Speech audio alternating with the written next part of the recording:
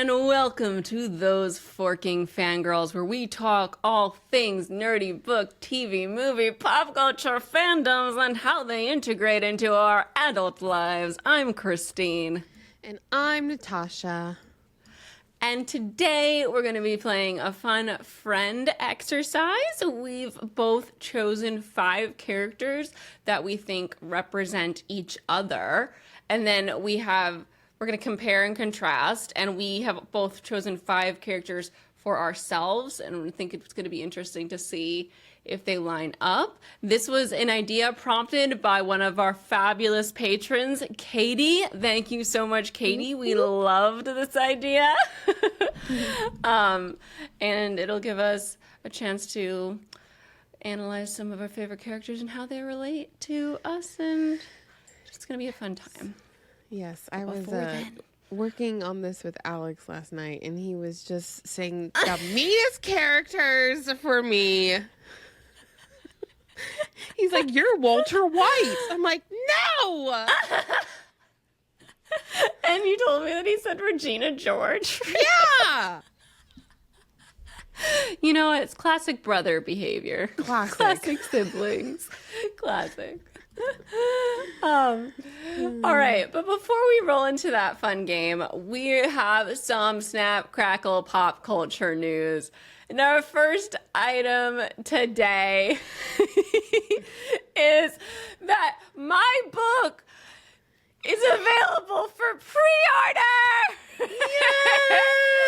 I announced the title on Tuesday. It is called Attached at the Hip. There is a reel where I announced the title, and I fucking spelled attached wrong in the reveal video.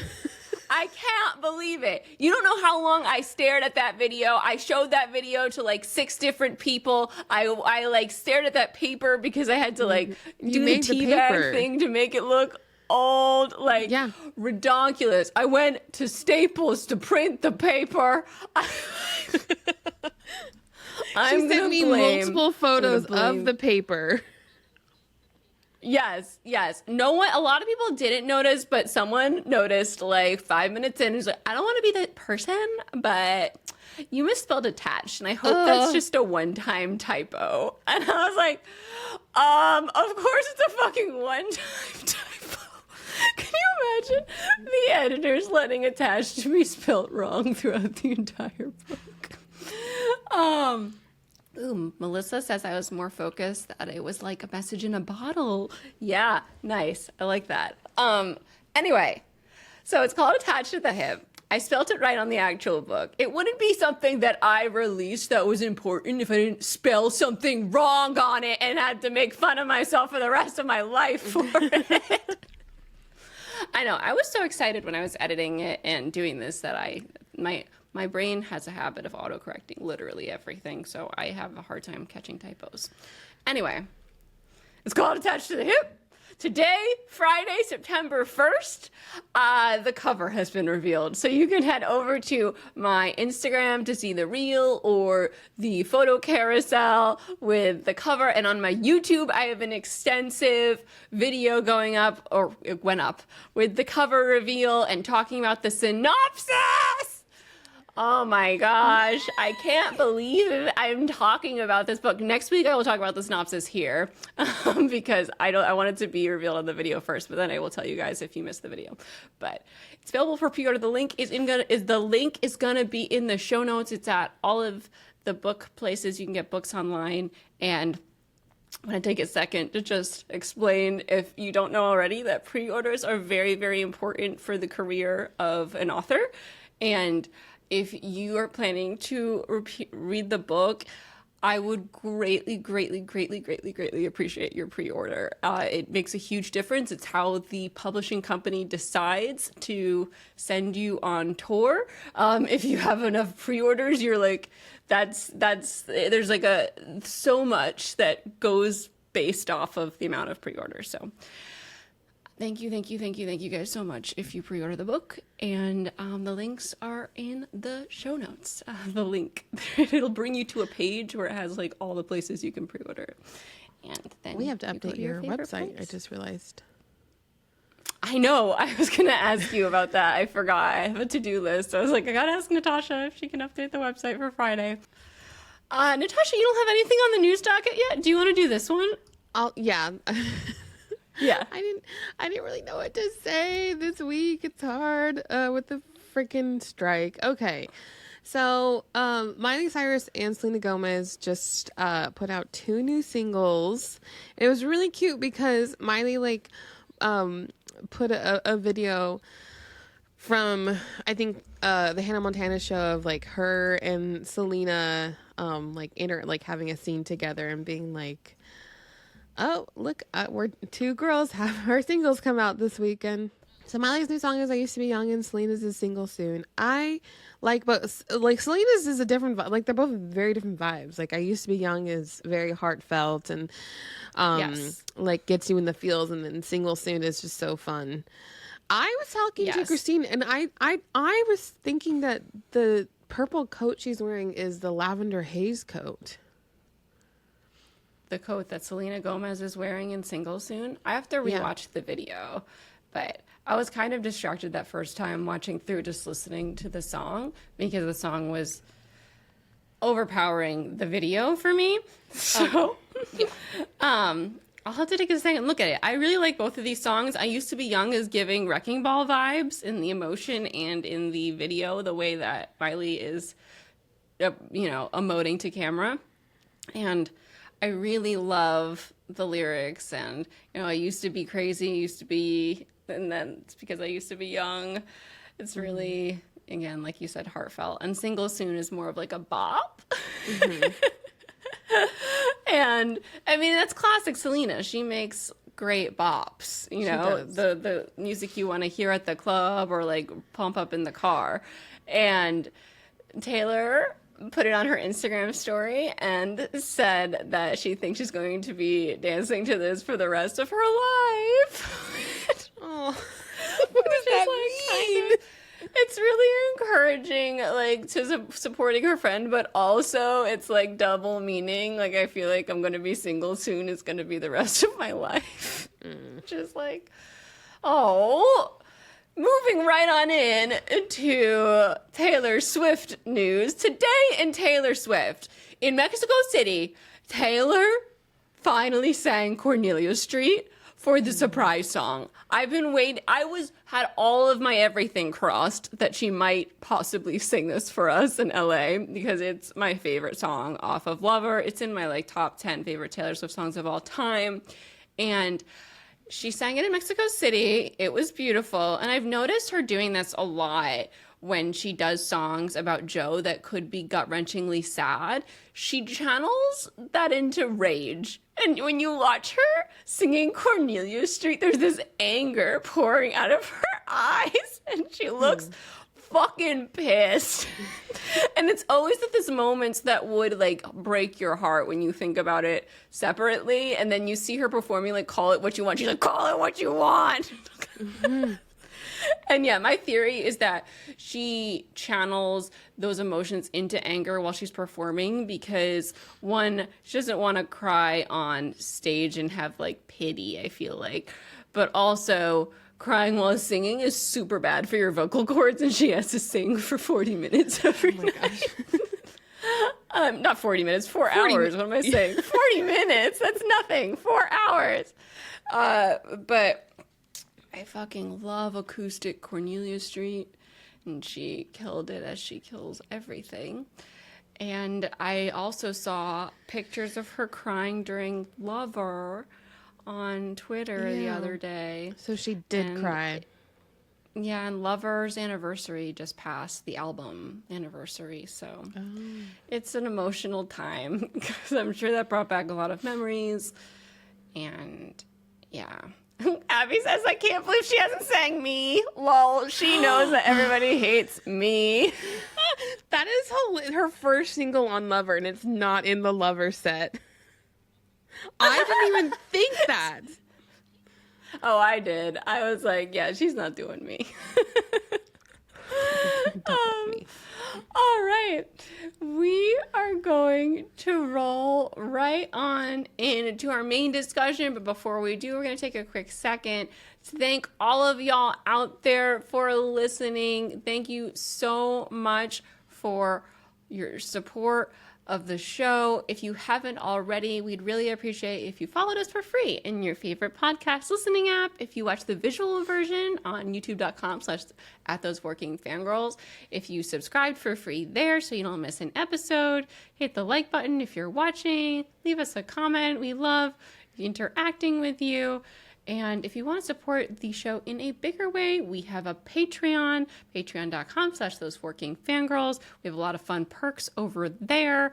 At the $5 tier, Team Jacob, we do an extra half an hour show every single week. This is episode 40, y'all.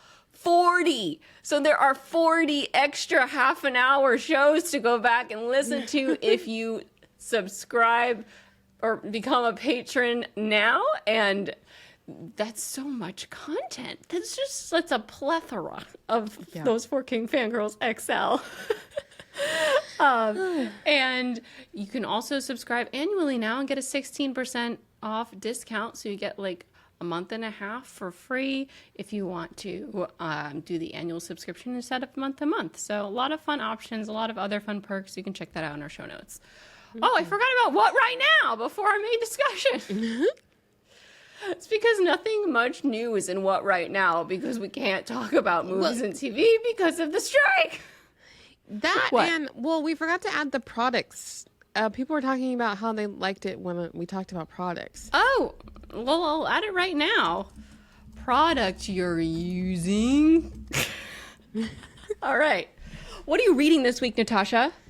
I finished Shipwrecked, which is the Olivia Dade book that I talked about last week. And it's the third in her like fangirl series, plus size character. And there are 2 plus size characters in this. And it was so good. It was so romantic and so joyful. And it was like about these 2 actors on set, and they filmed this entire TV show together for like 6-7 years. And then they finally like decide to get together, and it's just so good. It's so good. I loved it. Nice. What are you reading? I'm glad you really enjoyed it. I am still reading Swordcatcher very slowly. I've gotten to page 20, and right now we're kind of, getting to know this new world, Castelline. I don't know if I'm pronouncing anything right, so just take that with a grain of salt. But the country is called Castelline, and we open with this soldier at an orphanage, and he takes this kid, Kel, to see the palace. And it turns out he's taking this specific kid to the palace because there's this special king event that the king's throwing tonight, and his son can't attend because he's sick, and he needs a child that looks like his son to attend. And this orphan is going to have to pretend to be the prince tonight. And in this world, their magic has kind of been suffocated in a way. Like, it used to be a very powerful element in this world, but something happened in recent time, and now there are certain types of people that can wield magic, but just like simple spells. And they're called like Ashkar or something. I'm very excited. It's progressing in a way that she's laying the groundwork for this magic system that's really interesting. Like, magic is kind of like math, like engineering. And I like the Prince and the Pauper thing that seems like it's happening right now, or this kid who's going to be trading places with the prince. And I'm feeling like we're going to do a time jump. Like, I feel like we're going to go from whatever this night is to when he's older. So we'll see. I don't know. I don't know what's going to happen because I did not read the synopsis at all. Okay, what are you listening to this week? I'm still listening to Beyonce's set list. I'm just trying to get a handle on all of her songs because I'm seeing it on Friday. So when the episode comes out. What about you? Nice. That's very exciting. That's so soon. I didn't realize it was so soon. I know. You know what? It's frustrating though. Beyonce. Okay, so Beyonce asked everyone like last week to wear silver to her concert for her birthday. And wow. This is her birthday you're going on? No, her birthday's on the 4th. I had tickets for the 4th, but I sold those. Okay. No, we're going on September 1st. But she for the Virgo season, she wants everyone to wear silver, and I'm like, I just got a metallic pink outfit. I am not spending more money on a silver outfit, and I know I'm gonna be the only one in my group who's not wearing silver, but I'm like, I don't care enough, and I don't have the money to spend on another outfit. Yeah, it's too little, too late. A little too late. But oh yes, Abby says when she says everybody on mute during energy, the whole crowd is supposed to go completely silent. Yes, and not one city has won this competition yet, so I'm hoping LA does. I feel like LA could really excel at that because they're paying attention. LA's on top of the pop culture stuff. Oh, Atlanta won? I feel like I saw one go silent on Twitter. I've been watching all the clips that pop up, but okay. I saw one that was really bad at it too. Me too. I saw it was really bad at it at all. Anyway, all right. Moving into we already moved into music, but I didn't say any music. Sorry. I didn't think I've been listening to so many songs to find the perfect vibe for these reels to release, like to announce things for book 3. It's bonkers. I've been going through my book 3 playlist, like just scrutinizing, like, what is this going to give off the wrong vibe? Is this going to give out? I used the White Lotus theme for the title reveal, and I fucking love all the White Lotus music, and that was perfect. Like, I knew I was going to use that. It was just a matter of like, what do I use for the cover reveal? Because now I have to reveal it in a video instead of like the normal picture on Instagram. But I think the song I used is going to be fun. I was in between serious and fun, but like the actual video is more like fun, so we're going fun. It's gonna be fun. So, but you didn't talk about a song. You just talked about. Oh, I talked obscurely. I've been listening to. You know what? I did a whole Taylor Swift re-listen the other day. Because people were also in the video asked, not in the video, for the YouTube video asked like what the top 5 songs, Taylor Swift songs I listened to while I was writing were. And so I was re-listening to those parts of my playlist, and Nothing New is on there. And I listened to that a bunch because I missed that song. It's been a while. Yeah. I feel like I all the newer releases, like the Extra Vault songs, like I go through a phase where I listen to them a lot, but then I don't listen to them again for a really long time. You know, I kind of like forget that they existed. And I don't want to because they're so good. I need to put them on more regular rotation so that I know the lyrics because I don't. Yeah. I went back and listened to her debut album after because we did of Mary. Yeah, we did the fill in the lyric extra episode for August that needs editing, which is why it's not up yet because it has a lot of blank space, and I did not want to. A lot of Taylor Swift references in everything that I'm saying right now. I keep pausing every time it happens. I have to edit it, and I didn't want to put it up with like blank space where we just struggle bus with the game. Yeah, it's Melissa very hard. Melissa was like, "We were tough on y'all." Yes, I still think back to it. It's hard to play Taylor Swift. Fill in the lyric. It's not. And it wasn't. It was like 3 words. And then we had to finish Some of them were very short to finish. Yeah, and there's just so many Taylor Swift lyrics nowadays. Like, she has so many albums. So it's a hard game, but I like the challenge. All right, products. What have you been using, Natasha? I just have to say that people in the chat here were talking about how they've been using the One Size setting spray, and that makes me very happy because that stuff is amazing. And I think I need to buy another one of it for Beyonce because I think I'm out. Okay, so my products that listen, I have been sick, y'all, for like 2 weeks, so I'm not gonna give you any of my sicky products. Gonna give you things that my makeup. Okay, so my new favorite mascara is from Gwen Stefani's makeup line called GXVE. I don't know how to pronounce it. If it's like Gives or Give, but with an X, I don't know.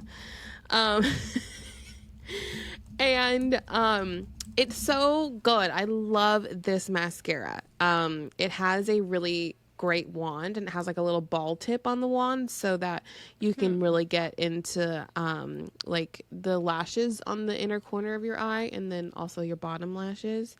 And I really like that because I wear a lot of half lashes and I have to blend my eyelashes so it looks seamless. So her mascara is actually really cool too. Like the packaging is really pretty. So that's my favorite. And my other new favorite product right now is Tarte Juicy Lips. I really don't like the word. Is that the shiny metallic silver tube? I mean, not silver, metallic pink tube with the clicky? Yeah, with the clicky.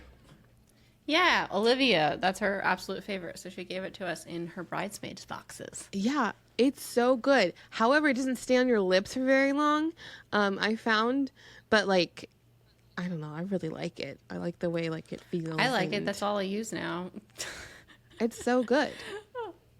Yeah, it's good. It doesn't dry out your lips. It looks really good. It's not too intense.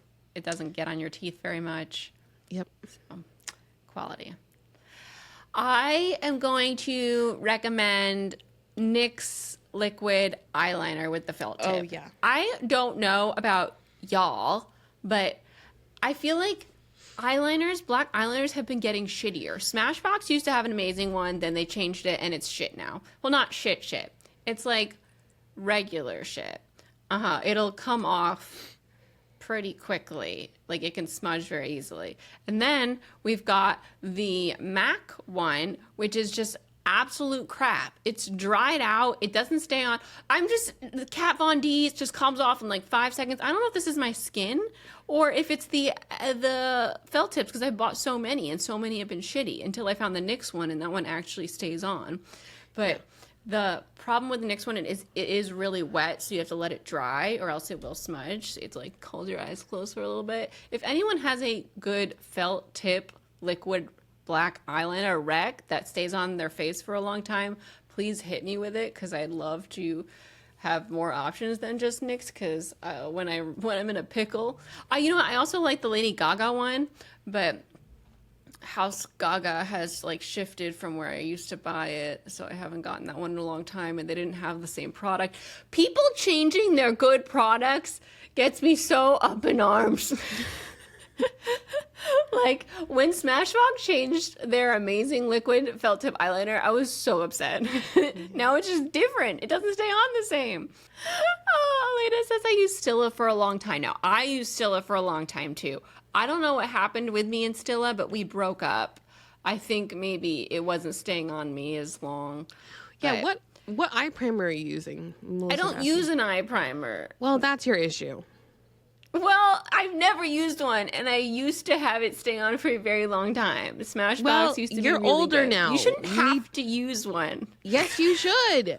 You wear. What do you mean? You don't wear. Do you wear primer under your foundation? No.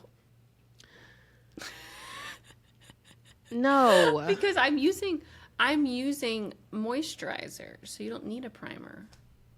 That's bullshit. You need to.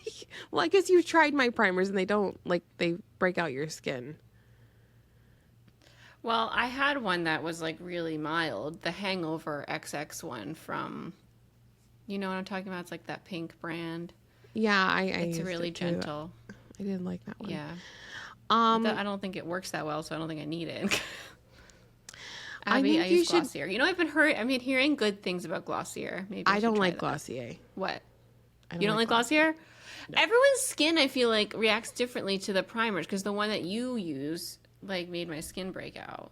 I use a different primer now. I now use the Milk Hydro Grip, but it's the matte version because I don't like the Hydro Grip. I like the matte version better. See, I don't like matte either because I start to look dry. Because I think my skin looks dry with matte. My skin's very dry too. Okay. But So it doesn't dry you out. Okay. All right. I do think you should I guess I have to get a fucking primer. I think you should get an eye primer. I use Max eye primer.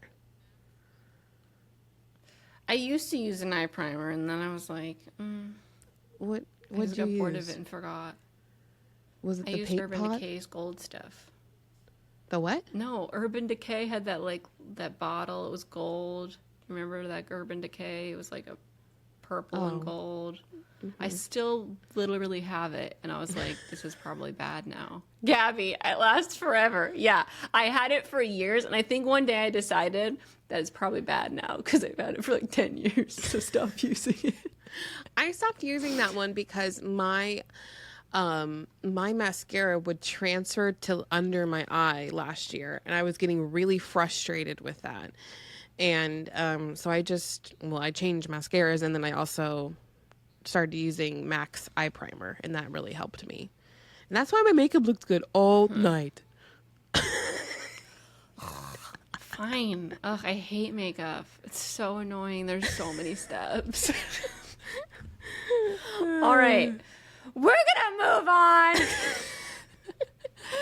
to our main discussion. Like, literally, all these brands just slip away so fast. I need, like, a hard list to just, like, buy this, and I'll buy it. But so many times I do that, and they don't work the same. Like, Olivia gave me makeup to buy, like Lady Gaga's foundation, Makeup Forever's, like, stick foundation. And, like, they don't do the same coverage as what I'm already using. So I was already like, never mind. I use the stick sometimes as, like, concealer now. But anyway, all right. Oh, Katie, yeah, gave up on makeup and decided to be full-time ugly. What? Katie, no. So funny. I know what you mean. I mean, I definitely don't wear as much makeup anymore. Like, I stopped wearing makeup for the show. What were we? Sorry. Me too, Katie, except we're full-time hot, Chris.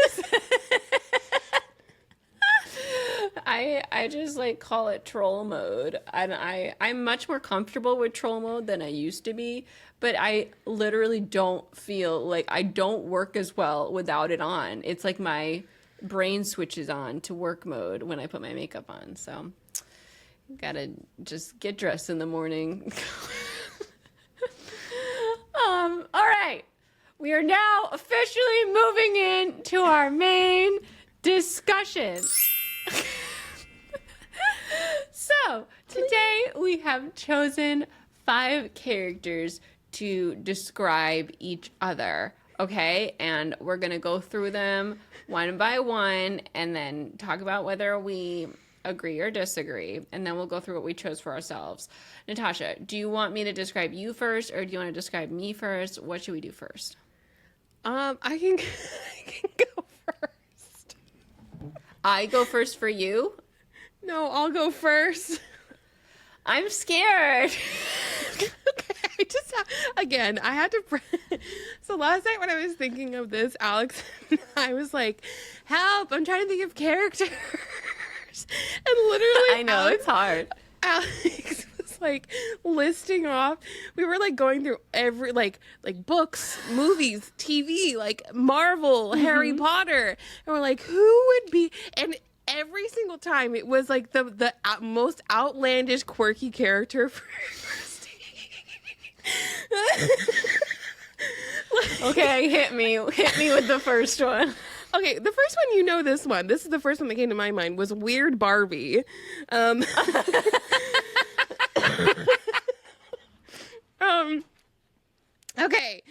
so True story.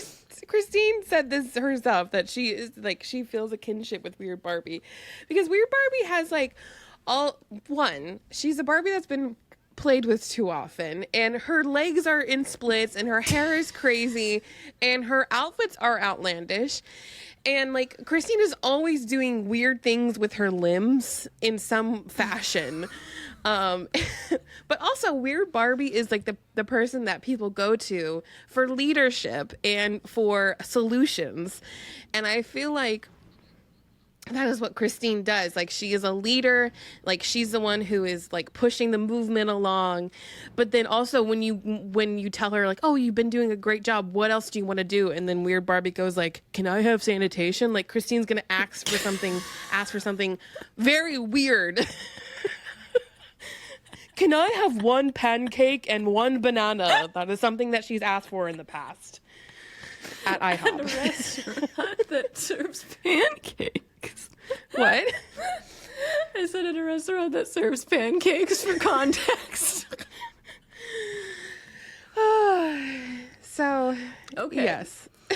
I like that one. I love Weird Barbie. Okay. Should I do the one that you know first, probably? Probably. All right. Well, this one is like kind of a gimme, but I have to say Alice from Twilight because she aggressively makes people over and redesigns their shit. and Natasha's great at this, but yeah, she's like an aggressive, like, you need to change. Like, what? I literally just did that today. I know. Like, let me give you a list of things that you should be wearing. like, and she could like walk into a room and be like, you need something here. You need to move that. Like, this doesn't belong this way. And I feel like that's a very Alice trait. And I love it because like, I don't think that way at all. So it's wonderful to have a BFF who could be like, that's incorrect. Change it. I'll be like, oh, it doesn't look good. Like, Christine would be like, what? I don't know. Or she'd be like, you need a blip blip over here. And I'm like, what the fuck's a blip blip? I've never heard of this. Yes. But yes, Alice Cullen of Twilight. Do you agree? Yes, I agree. It was kind of hard because we both did those like what characters would you be videos. Yes. And I agree with all of those, but I was like trying to find something different. Yeah, me too. That would also work. So my next one. Okay, my next one is it? my next one is Bilbo Baggins. What the fuck? Why would you choose someone from Lord of the Rings? I know you don't know them. I have to explain though. Have you seen The Hobbit? Yes, I've seen it, but that old guy that's weird and creepy. Well, in The Hobbit, he's not old. He's not 111. Is he Watson? Yes. Okay. Oh.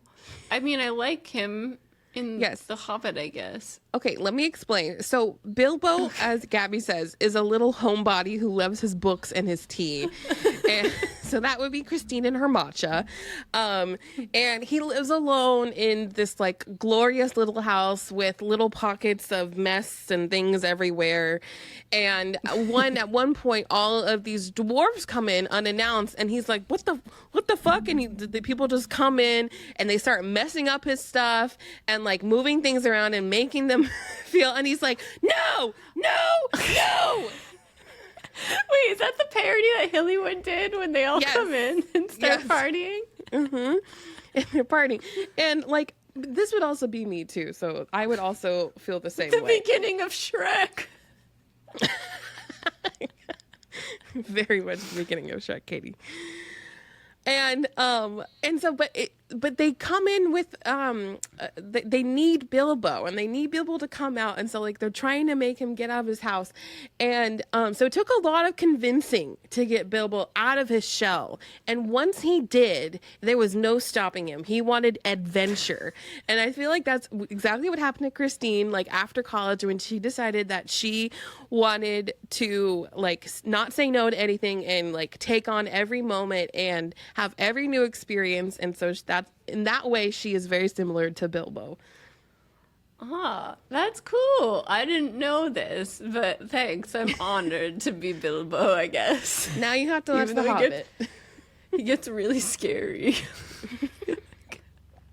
Eventually. It's a children's story. Oh, okay. Well, I guess I agree then. I like Watson. What is Watson's real name? Do you remember? Martin... No.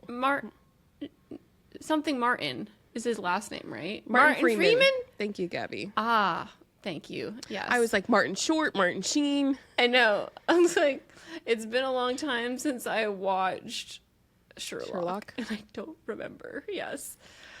All right. Okay. So my next one for Natasha is a little more like dramatic. I feel like these ones have been a little silly, but I'm fun.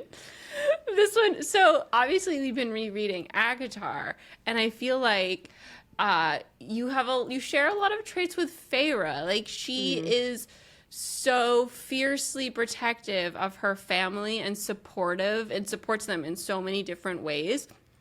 And sometimes at the cost of her own mental health, but she'll do anything to make sure that they're okay and that they get through whatever they're going through and survive.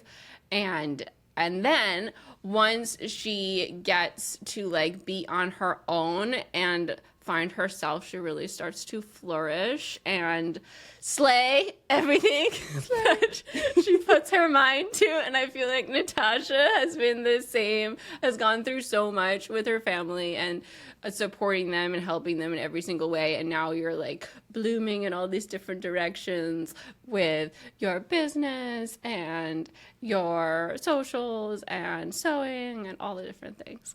Oh, I love that. I love being Feyre. Yeah, I was like, Natasha's Feyre! I know. I was like, who could Christine be in Akatar? I'm like, the closest one you would be Cassian. Oh my god. I was not expecting Cassian. What do you think I was going to say? The bone carver? Abby, she is so Cassian. Yeah, you are so Cassian. Listen, I even tried to. I love him. I was trying to place you in Twilight as well, and the two characters that came to mind was Mike Newton or Emmett. Not Mike Newton. Not Emmett. I don't have a direct correlation in the Twilight series. I'd rather be Charlie. Yes, but Probably Charlie is your so fucking like mom. what? I said, I don't know. I don't want to be her mom, but I feel like we don't see enough of her. But I don't know. I don't know who would be there. Listen, the only reason why I said Mike Newton is because of that one scene with Romeo and Juliet. And oh wait, no, I guess he would be like more like Eric, because isn't Eric crying in Romeo and Juliet? And he's the one who's like punch Eric faces. does want to go to Comic-Con too. Yeah. He's like, punch faces. That's what you would say. Eric is the lesser of two evils here.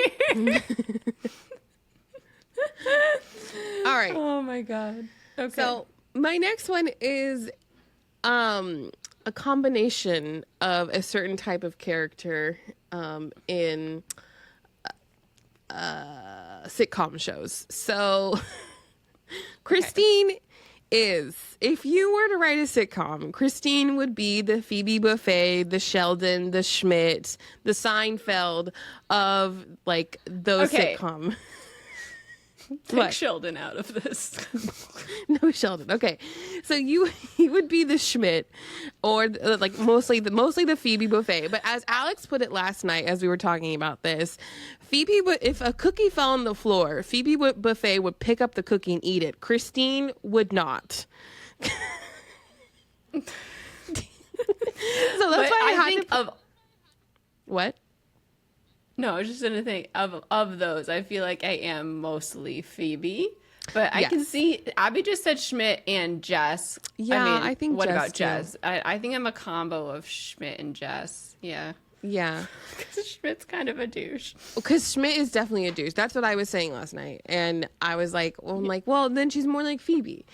But then Jess has like, she's so funky and fun. And same with Phoebe and like the way that she dresses. And like Christine has a great sense of style. But like even now, like looking at, like at first when you first watch Friends, I was like, oh, I don't know if I like Phoebe's style, but now I love Phoebe's style. She in the beginning season has this one outfit. I don't know if you remember it. I mean, I feel like you would remember it because you remember every outfit. But it's like this corset with like a dress underneath it. It's fucking beautiful. It's in like season 1 or 2, and I want it. Also, Phoebe's hair is the best hair. Everyone like compliments Rachel's hair. But it's really Phoebe's hair. It's like so beautiful. Abby says, I feel like you two are like Jess and Cece. And I definitely see that. I can see that. Slightly different, but I could definitely see that. Yes. Yeah, I fucking love Phoebe's hair. It's great. Yeah. But yeah, Christine is the like fun, funky, like but and like silly one in the group. Like when we were all together when we went to go see a movie like last month, we like Christine was doing this dance in the middle of the grove, and everyone's just like, whoa, how is she doing this? She's so brave. So dumb. She's so brave. She's being weird in public. It was like my friends had never seen this before. I think it was the first time you met Natalie, but you've been around like Danielle and Kayla and Taylor. But it was definitely like if you took that group and you put us on a sitcom, Christine would be the like fun, silly one. Yeah, I think it goes back to Phoebe running. Yes, very much. The same vibe. On this same page, okay, Natasha is the Monica Geller sitcom. Yep. And, like, yeah, Monica is super ambitious and on top of her shit, and also like very into cleaning. Yes, and, like, she is. Very particular in the way she cleans. Like Natasha was telling me like the other day, she spent hours like cleaning all the walls. Like, I was like, is that normal to clean the walls? Yes, walls get dirty, just like the floors. And like you were saying, you were at Heather's like on your like squatting around watching the floor, and like this is such Monica Geller energy. And then you talk about how when your cousins come over and you're like, no crumbs. Yep. And I respect the Monica Geller energy hardcore. Like, I would have say some of you it have too. a little bit of Monica in you with that, with I like do. the no crumbs, I do. use a plate, like. Yes, I do. And I've gotten like I feel like I've absorbed bits of that from her. I've learned from her. Which is bad. That's bad for you. Well, no, in a way it's just like she gave me the okay to be a crazy about cleanliness. Me too. Yeah. Now, whenever like my cousins come over, I can just be like, they're like, "Why are you like this?" I'm like, "Because I'm Monica Geller." Yeah, and Monica is also a really great cook, and Tasha's really great at cooking and all like on hands-on projects. I feel like you take them on and you conquer them. And Monica Geller will never shy away from like a hands-on challenge. I know she does not do great with electricity when she tries to be an electrician, but like she does really fix up the boys' apartment hardcore. And I feel like you're really good at all that stuff too. I feel like the electrician moment where she like puts holes by accident like in all these wrong places in the apartment is kind of like when we built a desk together. Like Natasha came over to help me build my desk and we spent like 7 hours building this desk. And then we go to lift it up and a piece just breaks off because we put it on wrong. Yeah. After 7 hours, we're like, it's fine. We're just going to place the piece and lean it against it. It looks fine. That's because I am not detail oriented. I just like to get the job done in whatever manner that it can get done. Like Alex, like, my brother, is very are. detailed. What? Yeah, no, when I think about that too, like I'm not detail oriented with anything like physically making with my hands, but on the computer, like I have my detailed oriented stuff. And I feel like you have the same way. Like I feel like when it comes to certain things, you are very detailed oriented, but you have to like care about it an obsessive amount. Like cleaning. Yes. That's true. I get that from my mother. But yeah. I love a Monica Geller, and you are the Monica Geller. And you are the Phoebe. Okay, my next one. I'm gonna leave this one to the last. Okay, so my next one is actually because I was trying to think of like Marvel characters that you're like, and I settled on Gwen Stacy. Okay, so let's forget that she dies. So let's forget that. But I feel like Christine is very similar to Emma Stone, like in many of Emma's roles. Like she's so quick-witted and like so down to earth and like so sentimental. But Christine is very similar to Emma Stone as Gwen Stacy, because I feel like the relationship she has with Peter Parker and how fun and how romantic and how just the way that she interacts with her partners is like Christine interacts with her partners is very similar to how Gwen and Peter are in their relationship. And she's just such a fun and hilarious partner to have. And even in like a friendship in that way where like you can talk for hours and you could never get bored with Christine. And it's the same way with I think Gwen and Peter Parker. And not to mention Gwen Stacy's like so extremely smart, and Christine is like one of the smartest people I know. And yeah, that's really nice. Conclusion. Thank you. I don't really know her, so I can't even remember their romance. I have to rewatch. Do you remember like the closet scene when like she pulls him into the closet and they're just like quipping at each other? Oh, you have to rewatch it. I do. It's because like I didn't like see him as Peter Parker, and then I just like kind of when I don't like love a movie, I feel like it just like erases from my mind. I'm just like that didn't happen. I love Andrew Garfield as Peter. I love Andrew Garfield as a person. Mm-hmm. I just didn't like see him as Peter after being attached to Tobey Maguire for a very long time. Like, yeah, it was hard to let go. But I gotta rewatch. It's been way too long. Like, that's 2012 or something. Crazy. I own them. If you need to sign into my Amazon account. Now I'm trying to think. I forgot Marvel existed. I'm like, who are you in Marvel? Like, I'm trying to think of all the characters. Like, so are you?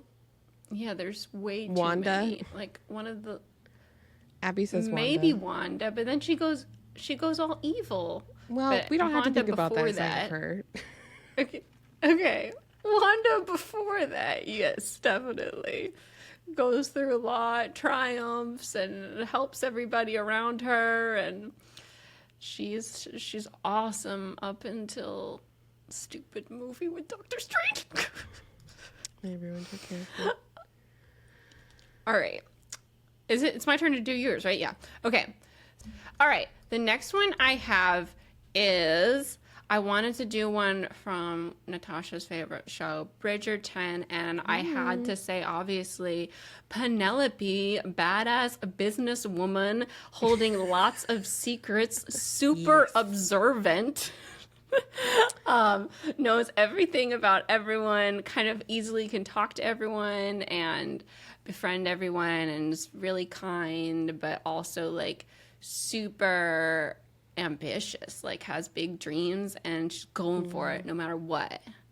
And really excited to see more of Penelope's story, and like her love story is coming. I'm so excited to see it. I am too. But, I wrote, Penelope was the second one I wrote down for myself. Not only like all of that, but also like the way that she has had, one, we're both plus size, and two, the way that she has had a constant crush on, what the fuck is his name? oh yeah, I did want to say that too, Colin. And he's like disregarded her.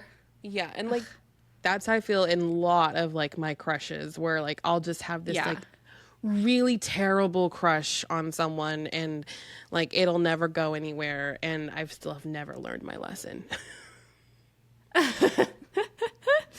Well, I feel like it's gonna happen for Penelope, so sometimes it works out. I guess it does, and that's why Katie's like forever bitter that you won't read the books because Penelope is 10 times more badass in the books. She's my favorite. Interesting. Oh wow.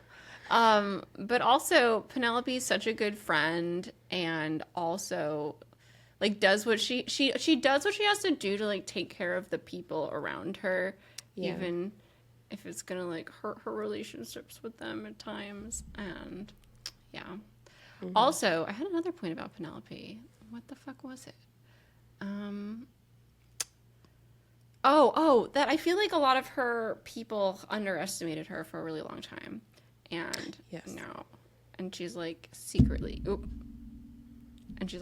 killing it. Yes. I agree with that. Thank you. I'm glad you see me as Penelope. Okay, my last one. I love this comparison. Okay. So this is Mantis from Guardians of the Galaxy. Oh my god. This one's awkward. So Mantis is the thing about Mantis that I love is that she is so funny. She's so funny in just who she is, in her physicality.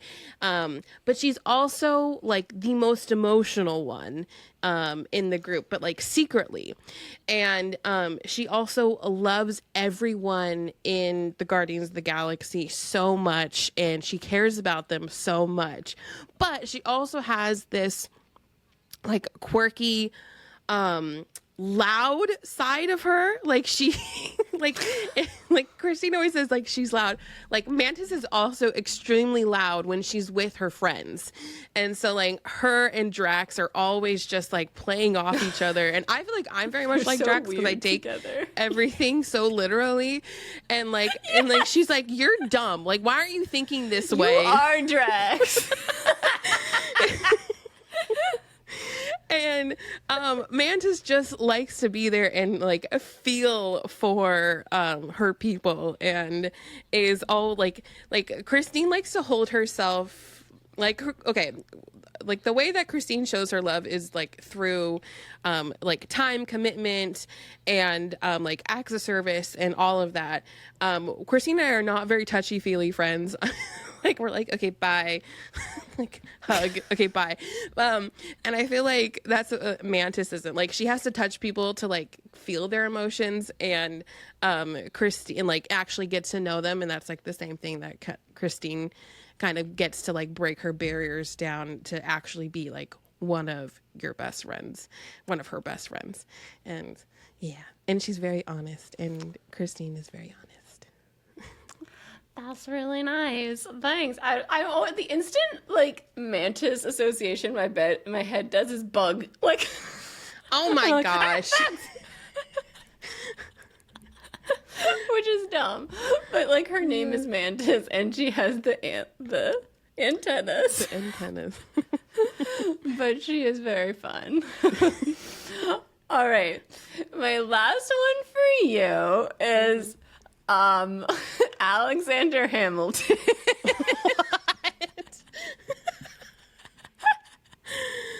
Oh, Lord. Because young, scrappy, and hungry, stands up for everything you believe in, like works nonstop until death do us part. I feel like nonstop. Like the sewing nonstop. Like I showed the other 52. Wow, I'm just gonna play Hamilton. And then you share a lot of your life with the public. It's true. And it's true. I feel like it really works. And Hamilton is like obviously has faults, but like he gets so much shit done, and he's also really honest. You're really honest, and like such a hard worker, and really will do whatever it takes to like get things done and get things to progress in a good way. You are also Alexander Hamilton. Like, come on, miss. I wrote 2 books in 1 year. Well, I didn't, but well, almost. But yeah, in some ways, I feel a kinship with Hamilton as well. But I feel like it really works for you too, in a whole another yeah. Yeah. I feel like it works for you in a hardcore way too. I was like trying to think of characters, and I was like, Alexander Hamilton. And I was like, who would you be from Hamilton? And I was like, ugh, I was thinking of all the girls, and I was like, no. Alexander. The lead. I love it. Yeah. Well, all right. Thank you. All right. We did our 5 for each other. We did. I think they were really good. Yeah. Who was your favorite out of the ones I picked? Well, a favorite new one. So you don't say Weird Barbie or Phoebe.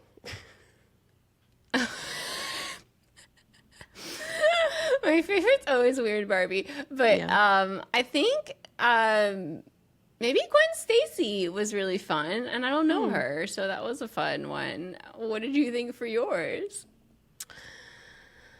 Okay, wait. You said Alice, Farrah, Monica Geller, Penelope, Alexander Hamilton.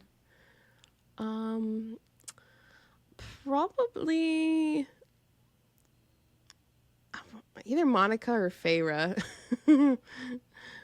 Either of those I like. I think Farrah's a really cool one. That one, when I was like, why haven't I thought about this before?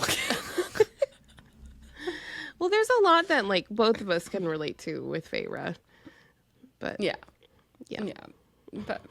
But I feel like there's a strong kinship there. The more I thought about it, I was like, and also she's like really artsy with her hands, and you're like becoming like also an artist with drawing. Like Natasha will send me these designs. I'm like, you made this with your hands?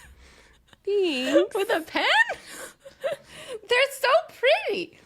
Thanks. And like it's just so weird like to think about how she did that, because I've never seen you do that, and you just did it so beautifully. And if I will sit there and try really hard, and whatever I do will look like a squiggly doodle person. Like, it will look like line doodles. Line noodles. After hours. I mean, I could say the same thing for you when you started writing. I was like, what the fuck? Like, how is this so good?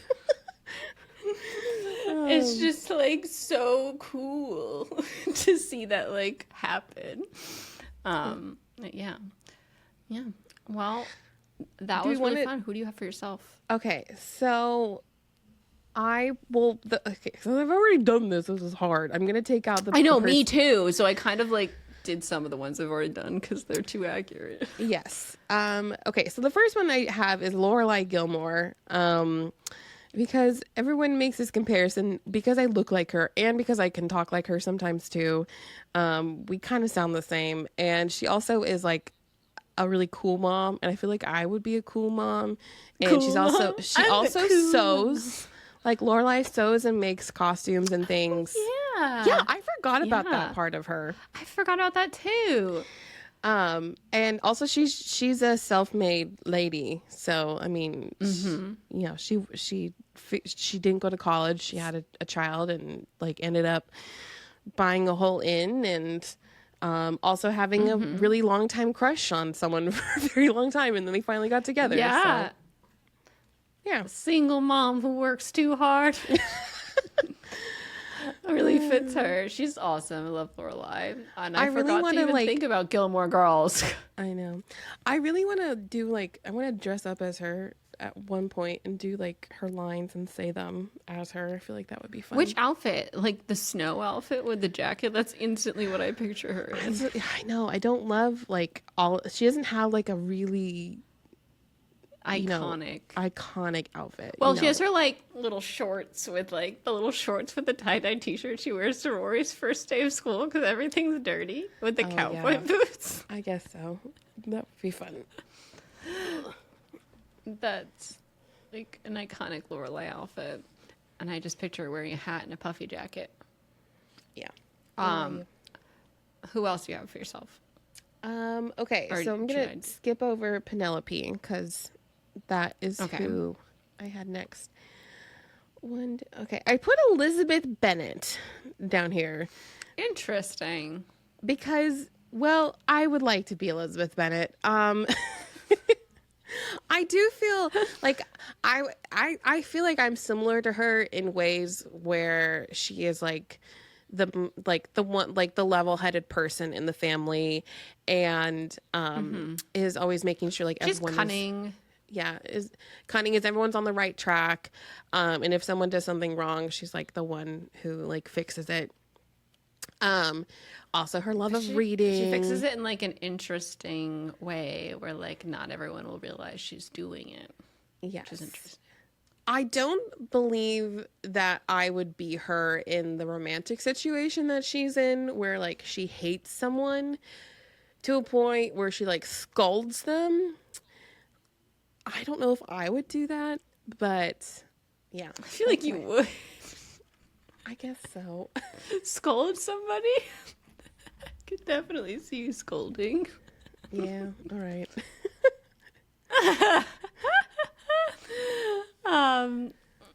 Do you want to go through the rest of your list? Oh, all right.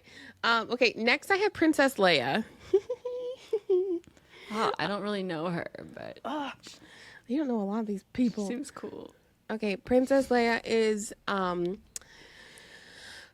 well, she had a lot of confidence when she was younger, which I didn't have a ton of. But she is a natural born leader, and I feel like I am a leader in certain situations.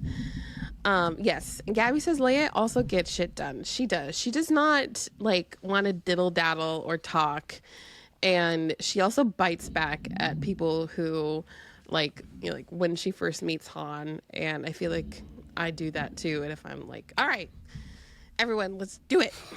So I feel like I'm her in that sense. Okay, next would be, I was thinking of a Disney princess. The one video I put down, I put Anna down because we had a lot of shared trauma. But I don't know if I feel Wait, like Anna from Anna and Elsa? yeah. I feel like you, Christine, are more like Anna in that sense because she, it's the whole sister thing and how like you would be the one to go out and try to save Olivia, and like you would be the one who like you're the one who's like, oh my gosh, that window's open, we have all these plates, like what? Like I feel like your personality. What is this plates? Listen, the window's What open, plates? so's that door. I didn't know they did that anymore. Who knew we had 8,000 salad plates? For years we roamed these but are you empty talking about- halls. Well, I have a ballroom Are you with talking no about the little walls. sister? Anna. You're not a little sister, though. I'm thinking of Elsa. Yeah, because I felt like a kinship with both of them, I think. Yeah, Because they both I think have there's sister. parts of you that are in both. Anyways, I put Belle down because I feel like Belle sacrifices a lot of herself for the people that she loves. Yeah. And I also do the same thing to my detriment. That's a good one for you. And also Belle loves She to also read. loves books. Yeah. Yeah, she loves books and is really like empathetic to everyone's situations around her. Yes. Okay, and my last one is Claire Fraser. Yeah. Why am I saying Claire? I'm saying Claire Fraser. Well, Claire really takes a bad situation and makes it good, and I feel like I've done that in my life. Yeah. And also, Yes. like, I really Yeah. like to marry Jamie Fraser. Definitely. I know. I was like, is it because you want to marry Jamie? But then, Maybe. yeah, no, that's another good point. I was trying to do different people from the ones I picked. Yeah, I know. All right, I'll do mine really quickly here. So I have Leslie Knope down, because I feel such a kinship with Leslie. She is very weird, but like also very dedicated to what she wants and cares a lot about the people around her, and does her like gift giving as a sport sort of a thing. and I just feel like I relate to her in a lot of ways.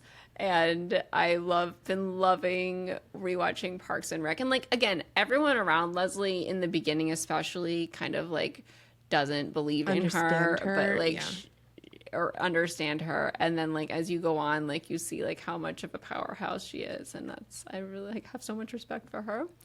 And okay, I also for my next I have Phoebe Buffay on here. Also, like I feel like Phoebe Buffay, I absorbed her into me as I watched her growing up. Like I like couldn't not put her down. But then I also I have Tessa Gray, because I feel like Tessa Gray is me like kind of growing up, and then I feel like Will Herondale is like me once I hit a certain threshold of confidence. Like it's so weird because when I think of Tessa Gray now, I feel like she's more reserved in like the way she goes through life. And Will is more of like he'll just like do whatever the fuck weird shit and say whatever. That's very and true. It's like really and it's really fun. So I feel like I've morphed from one to the other. And I love Will Herondale, so I felt weird putting it down, but I was like, I feel like we relate. I think that's I feel like you're more like Will, but I see that journey that you made in your Yeah. And with Tessa, I feel like she has like a lot of like intricate family feelings too, because of the journey she goes on with her brother. Like she loves him, but he's doing these bad things, and it's like this mental kind of spiral of like how do you deal with that as like his sister and stuff like that. So I feel like I relate to that struggle. And then I have down this probably like is what was the one where you were like, I just went, oh yeah, like when you were saying you are Keira Knightley. Wait, what's her character's name? Elizabeth Bennet. Elizabeth Bennet. Okay, I have down like Selena Sardathian because I love her so much that I want to be her, basically. Yes. She also like loves to dance. She's super competitive. Like, she's got a lot of rage that she channels into things that she does. I feel like I felt, and she loves to read. So like. Yeah, I feel a certain kinship there too. And also I love Dorian, so I would have loved to date Dorian and not throw him away. Make the right choices. I almost wrote Turner when you asked about Karen Elizabeth. Her name is Elizabeth Turner now, didn't she? She took his name. Oh yeah. Yeah, that was a fun game. That was a fun game. Wait, did you say them all? Yeah, I said them all. Okay. I think 1, 2, 3, 4, 5. Yeah, I said them all. But yeah, I would love to hear who you guys I think you identify with in the Instagram comms or the YouTube comms. I feel like it's a really fun little exercise to think about the traits you have and all that jazz. All right. we are going to move into Marry, Kiss, Cliff.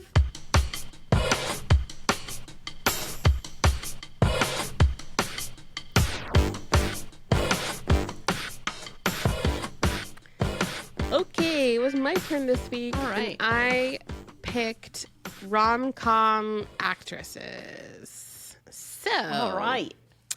I chose Meg Ryan, Rachel McAdams, and Sandra Bullock. Christine, who are you going to marry? Who are you going to kiss? And who are you going to cliff? I'm marrying Sandra Bullock. I love her and all of her rom-coms. And then, the next one's so hard because Meg Ryan is in some of my favorites, but Rachel McAdams is Rachel McAdams. I guess I will cliff. I guess I'll cliff Rachel, and I will kiss Meg from. Oh my God, the Emails movie. Oh. You've Got Mail. You've Got Mail, Meg Ryan. So cute. Okay. And she's in a little bookstore that's closing. I know. I'm going to actually marry Rachel McAdams. Ooh. Yeah, I feel like Which version? Ooh.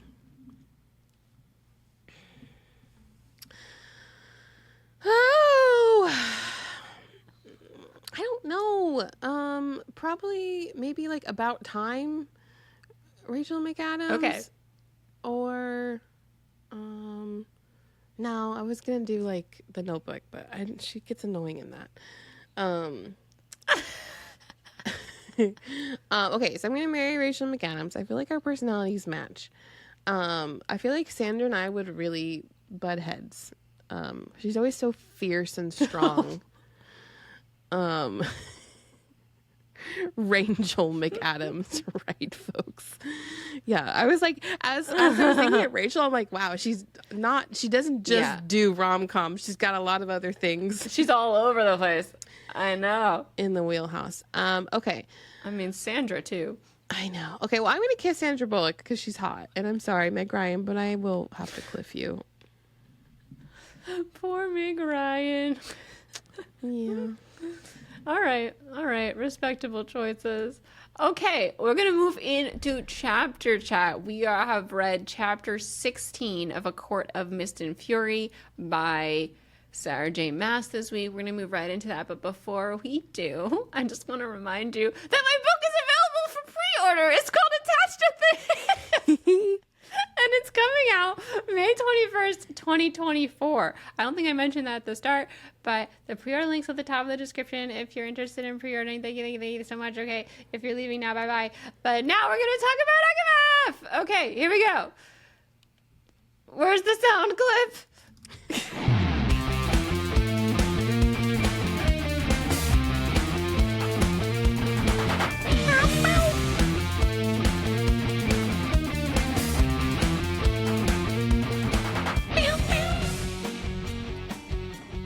You know, I feel like when we asked for this music, we should have asked for something more like ethereal.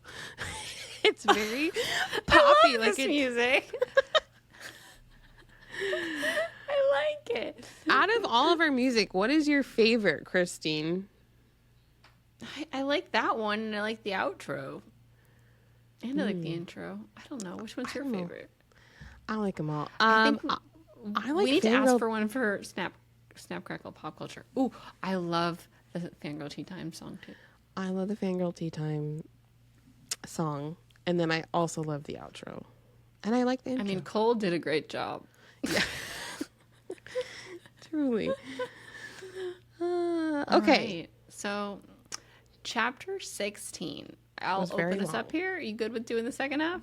It was very long. It was an hour long. You're going to have to help me because I was trying to quickly get through that. And all right. I will. Okay. So, chapter 16. Rice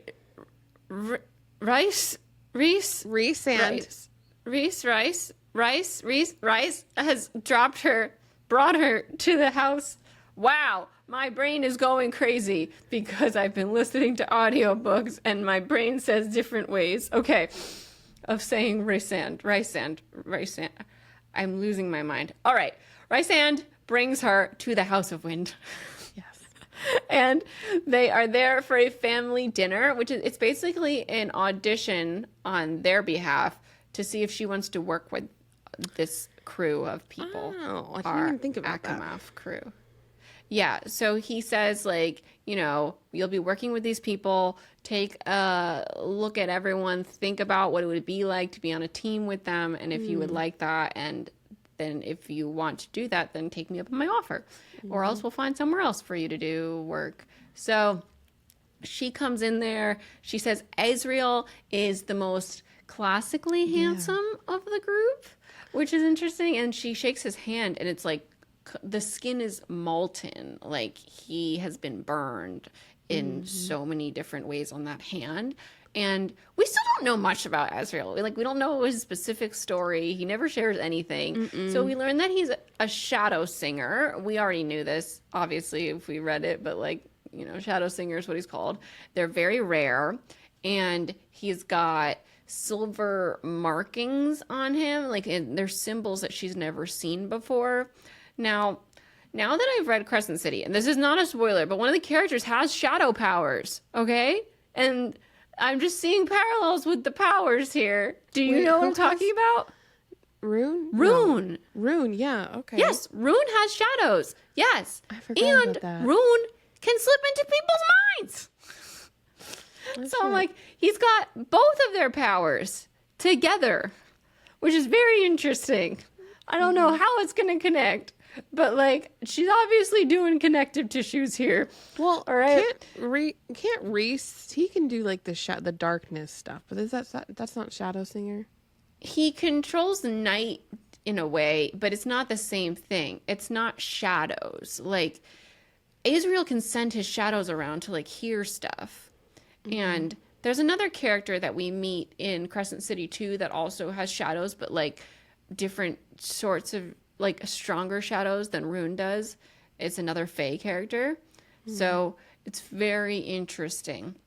Because we were learning about Daimati, which is what Rice Sand was talking about when he, like, he was describing what he does and now what Feyre can do. It's like walking into people's minds, and Rune can do that. He like talks to Bryce inside her mind and talks to another character like from far away inside their mind once he's made a connection. So it's very interesting. And they are Fae. So when you first start Crescent City, you learn about the Fae there, and you're like, because they're like the Autumn Court, basically. Don't they call themselves the Autumn Court or something? It's like, the Autumn King. Or they all have red hair. The Autumn King. Yeah. The Autumn King. So you're like, how does this fucking connect to the Autumn Court?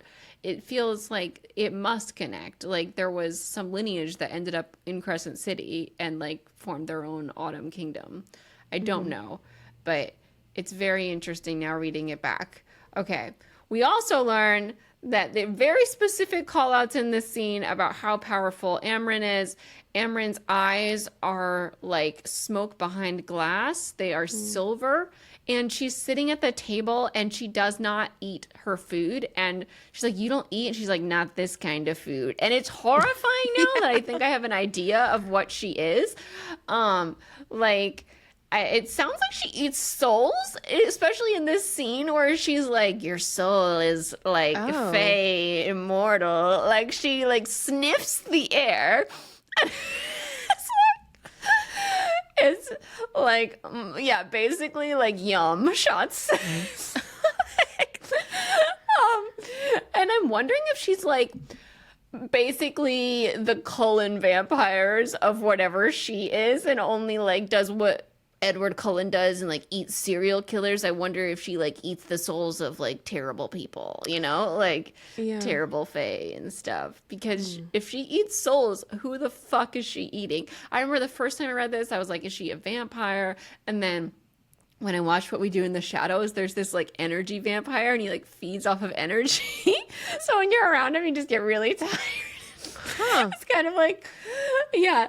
So it doesn't sound like she's like that, though. I feel like she eats souls. This specific scene, rereading it more closely, when she's like commenting on a soul and how Feyre's like feeling very exposed when she sniffs, like she can just like sense all of her. Creepy. I mean, now, okay, also very interesting. So Amren goes right up to Feyre and is like, you and me are both like trapped in the bodies of something we weren't born as. So again, like she's not a high fae. And she says that Feyre is one of 3 people who have ever been made in the cauldron. And I'm assuming that Amren must have been made into a high fae in the cauldron and trapped into that body by the cauldron. Wait, Feyre wasn't made in the Says, cauldron. I mean, I'm sorry. Sorry, I didn't mean the cauldron. I'm saying it wrong. Just made. I'm really reading Silver Flames, so I keep hearing about being made in the cauldron. Okay. She's one of 3 that have been made that are around. Okay. So she's been made into high fae from whatever she was. So she's trapped in this high fae body.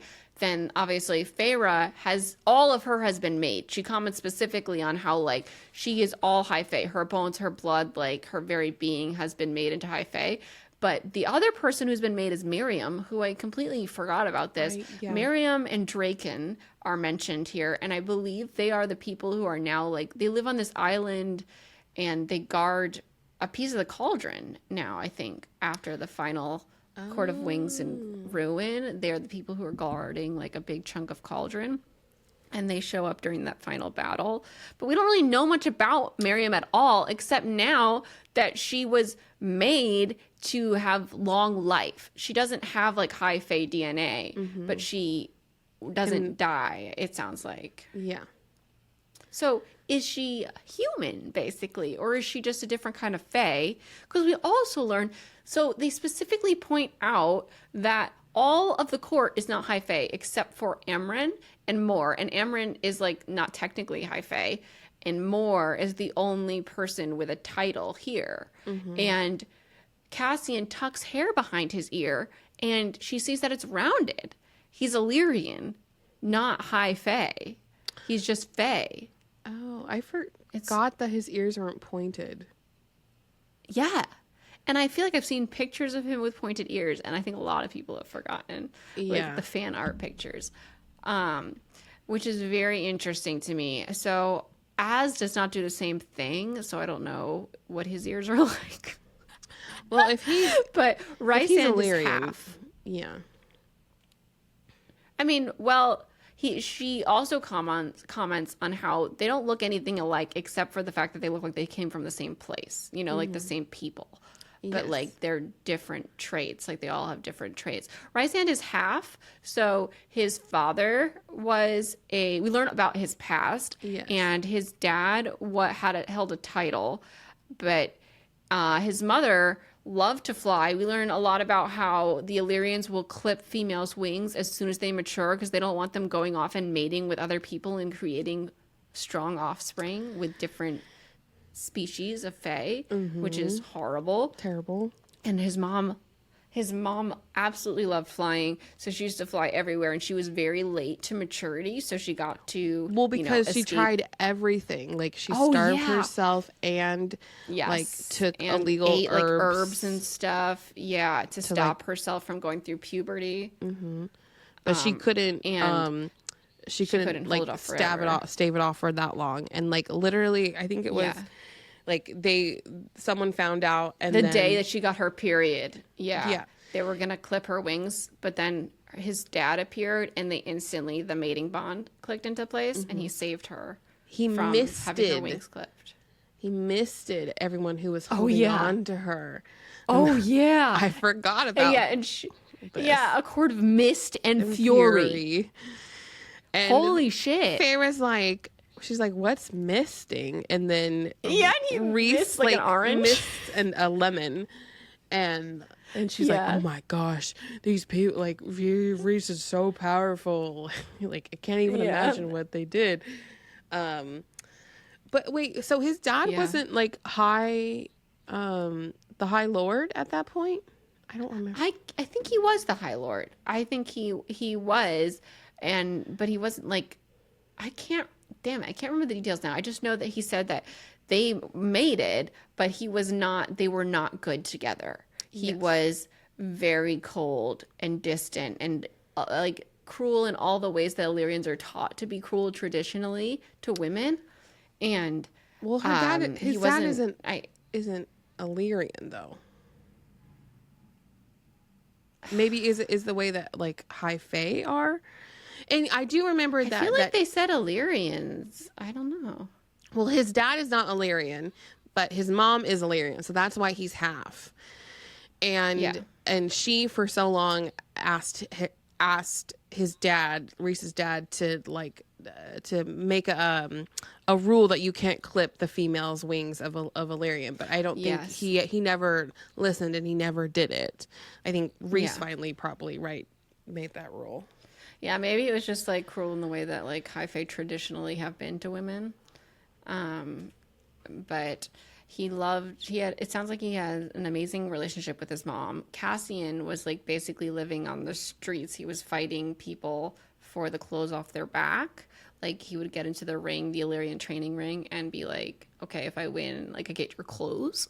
And so Reese's mother ended up taking him in and giving him a bed and basically raised both of them as brothers.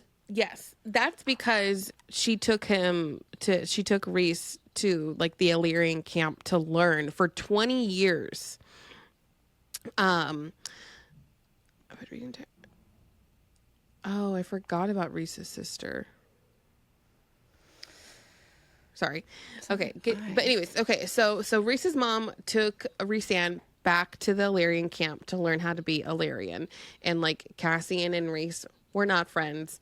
And then he asked, Faye was like, "Wait, your mom just dropped you off?" He's like, "No, she was there alongside me, but it would have been, awkward if she was, always there watching."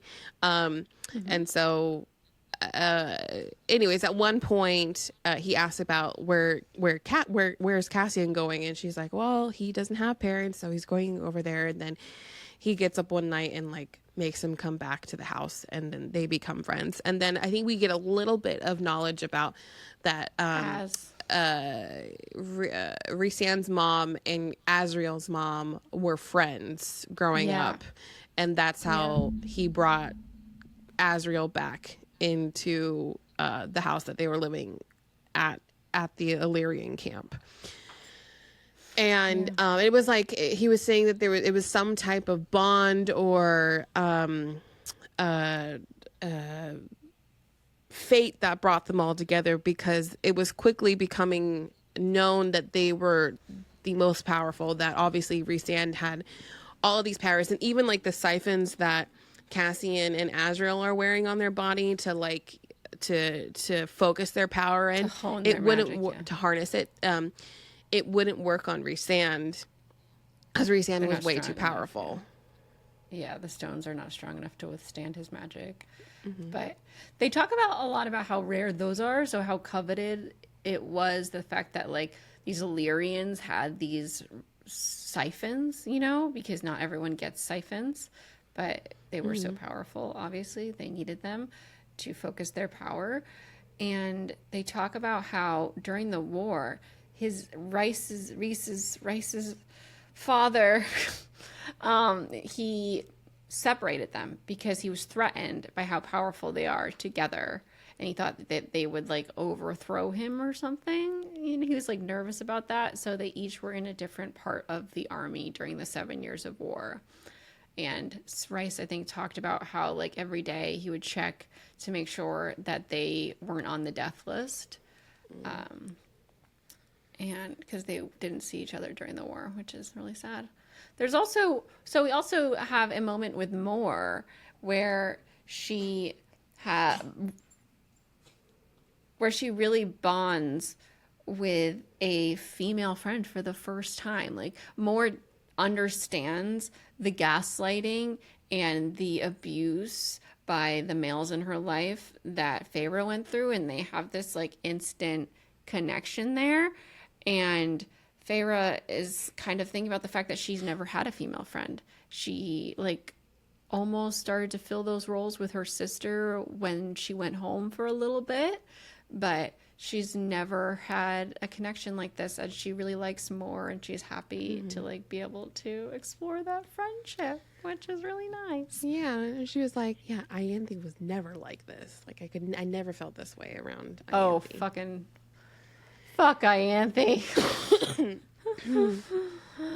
But we also this all kind of goes back to like they were talking about Cassian's backstory because Feyre says Lord Cassian, and everyone just starts howling. They're like, no. Cassian's like, I'm not a lord. I'm not even highborn. And Feyre's so nervous. She's like, oh my God, I did something wrong. Like I broke some sort of protocol and I didn't know. But so that's what leads into them talking about their backstory. And then also, again, we're ruminating on like, oh, I didn't see you under the mountain. And it's because they didn't know about the mountain, or like they weren't there, and Amarantha had no idea about them. And that the reason why they kept them protected is because she showed him where the re-showed him the Court of Nightmares. Which is this is the Court of Dreams. Yes. And she's like, well, if that's the Court of Nightmare, what is this? And it's the Court of Dreams. I forgot about that. Yeah. I did too. And then Feyre makes an internal decision that she wants to accept the role and to help them because this is a group of people that could push her and who could help her. And it could just have like a more genuine connection with these people, and she wants to help them. And so she decides, she's like, yes, I will take up the offer and help you. And then they decide, there was a couple of things I missed at the very end. There was important things, but something about, they had to go to the bone carver to ask about the Highburn. Yes. So there was like another invasion at one of the churches, I think, that kind of like is prompting them needing to go to the bone carver to ask about what Highburn is looking for. And the bone carver is in the prison, and Amren's basically like, then go fucking talk to the bone carver. And they're like, who's gonna go do it? And no one wants to go to the prison. And now, especially after reading Silver Flames, like, we know how horrible the monsters are in there, and how Cassian personally put a bunch of them in there. And Rysand is like, well, I'm gonna go, and I'm bringing Feyre. And Moore is appalled that he's gonna bring Feyre, but Amren says that like he's not interested in talking to any of us. Feyre has something to offer to trade for information, and it's basically just like the fact that she's like a maid fae, right? Is gonna be fascinating to the bone carver to talk to her. And yeah, the bone carver, like, I don't remember what the fuck this person is. Like, what kind of monster is he? But he does project like an image of their future child, right? When they see him. No. Yeah. Yes. Which is interesting. All right. And Feyre's not even scared. Oh, sorry. Go ahead. Well, she doesn't know what she's getting herself into. She doesn't, but she's like, how bad could it be? And Cassian's like, bad. It can be very bad. But she's not even scared, and she thinks to herself, she's like, I think everything I've went through, maybe it's just like erased my ability to like be scared. But she's just like, whatever, let's do it. I mean, it's fine. Yeah. All right. I think that wraps up chapter 16. Yeah. Yeah. Doesn't he like collect bones? Katie says like you have to bring an offering or something. IDK, he's definitely C tier Akatar monster for me. Yeah, I don't know. I guess we'll see next week. Are we reading one chapter or two? If it's an hour long, we'll probably read one chapter, but if it's a short chapter, we'll read two. So I do not know. Chapter 18 is 36 minutes, and chapter 19 is 21. Okay, so maybe we'll read them both. 17 and 18. Okay. Well, that is going to wrap up our show today. It has been a fun one. Thank y'all so much for being here, hanging with us. All the links to everything we discussed and my third book for pre-order is in the description. Also, in the show notes. We're gonna be at the Forever Forks. We're going to be in Forks. Forks Festival. Yeah, go ahead. September 14th, 13th through 17th. through 17th. We have an activity, I think, every day that week. So if you guys are coming, please let us know. We love to make time. Christine has a signing and all that, and we also have the live podcast. So if you want to attend that, we would love your support. And let us know. Yeah, we're super excited. Yeah, that is coming up very soon. I will link the Forever Forks Twilight website if you want to check that out. And we still want your Twilight hot takes. Okay, we got an email. Someone doesn't know what a hot take is. So a hot take is like a controversial or unpopular opinion that's like, you know, it could be really silly. It could be really serious. It could be intense. It could be not intense. Like I tend to veer towards the silly ones. Like I think they're really fun. But like you believe it, but like when you read it out loud, it's like kind of ridiculous. Like I love those hot takes, but it's basically like an unpopular opinion, right? Is that how you would describe it? Yeah, I would say that. Like both. So Abby says movies or Give books. us both. Like Bella is a pick me. I don't know. Or like Emmett should have had Edward's role in the series. Like anything that your wildest hot takes, hit us with them. Email us at thoseworkingfangirls@gmail.com and put in the subject Twilight hot takes, and we're collecting those for our hot takes episode. Our podcast is edited by Alex Polis and Jake Needham with music by Cole Jenkins and vocals by Heather Traska. We release new episodes every Friday on your favorite podcast apps. We are Those Four King Fangirls on Instagram and TikTok and YouTube and all the places. And we will see you next week. Goodbye, y'all. Bye. Bye. I'm Christine and I'm Natasha. Oh, I'm Christine. I'm Natasha. And we'll see you next week. What a sad, bad outro. See you next Friday. Bye.